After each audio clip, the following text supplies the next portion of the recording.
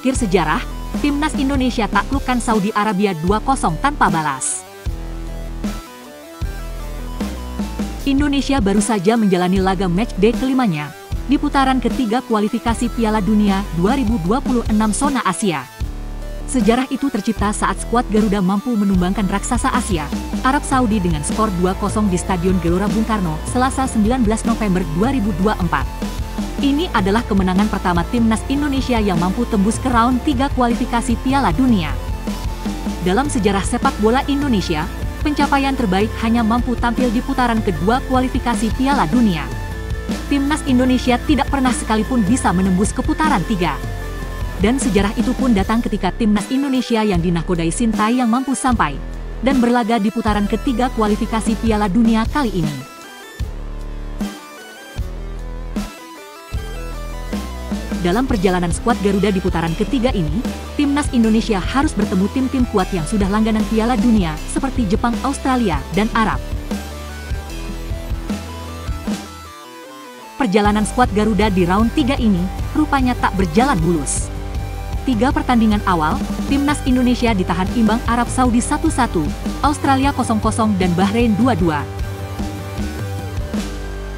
Timnas Garuda pun harus menelan kekalahan di matchday keempat dan kelimanya, yaitu saat bertemu tuan rumah Cina dan menjamu timnas Jepang di Stadion Gelora Bung Karno beberapa hari yang lalu.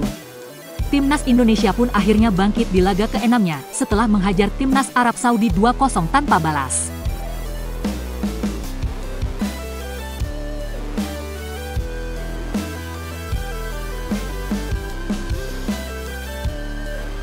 Ini merupakan kemenangan bersejarah buat timnas Indonesia, mengingat ini pertama kalinya Jay Itses dan kawan-kawan memetik 3 poin di fase grup C. Timnas Indonesia kini naik di posisi ketiga klasemen sementara. Skuad Garuda pun berpeluang besar untuk lolos langsung ke Piala Dunia 2026, melihat di posisi kedua yang ditempati Australia yang hanya beda selisih 1 gol dengan timnas Indonesia saat ini. Dengan keberhasilan timnas Garuda sampai saat ini, pujian pun datang untuk timnas Indonesia. Pujian itu datang dari pelatih Arab Saudi sendiri.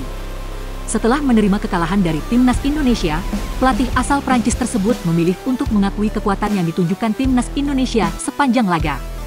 Timnas Indonesia pantas meraih kemenangan ini, ucap Renard. Kami masih punya 4 laga tersisa dan hal itu akan berjalan sulit, tambahnya.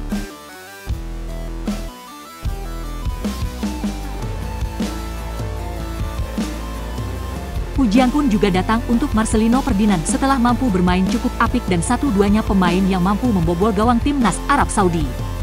Pujian itu datang dari mantan pelatih Arab Saudi sendiri, yaitu Roberto Mancini.